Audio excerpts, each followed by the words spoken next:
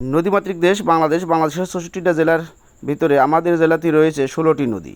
তো নদীর পাড়েই এত সুন্দর একটি বাজার বসিয়েছেন যা দেখার মতোই।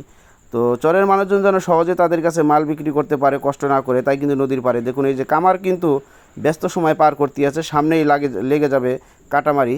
তো সামনে কিন্তু ধান কাটার সিজন আসতে আছে, যার জন্যই কিন্তু কামাররা ব্যস্ত সময় পার করতে আছে। তো দেখুন নদীর পাড়ে হাট হওয়া সত্ত্বেও কিন্তু সুন্দর সুন্দর ছাগলের হাট বসিয়েছেন, গরু ছাগল আছে কিন্তু এখানেই। তো এই যে দেখুন কত সুন্দর ছাগলগুলো, ভেড়া, আপনি সব কিছুই কিন্তু পেয়ে যাবেন এই নদীর পাড়ে। তো আমি বাজার থেকে কয়েকটা বীজের ফসল কিনবো, বাড়িতে কিছু জায়গা আছে সেখানে শাক সবজি চাষ করব। তো ভাইয়ের সাথে কথা বলে খুব ভালো লাগলো, ভাইয়ের ব্যবহারটাও কিন্তু খুব ভালো। তো বন্ধুরা, যারা এখনও আমার চ্যানেলটি সাবস্ক্রাইব করেননি, চ্যানেলটি সাবস্ক্রাইব করে দিবেন আর লাইক কমেন্ট করে জানিয়ে দিবেন এমন ভিডিও দেখতে আপনার কেমন লাগে। তো ভাইয়ের কাছ থেকে কিন্তু আমি লাল শাক, পুঁই শাক, কুমলির শাকের বিচি নিয়ে চলে এলাম বাড়িতে। খোদা হাফেজ বন্ধুরা, ভালো থাকবেন।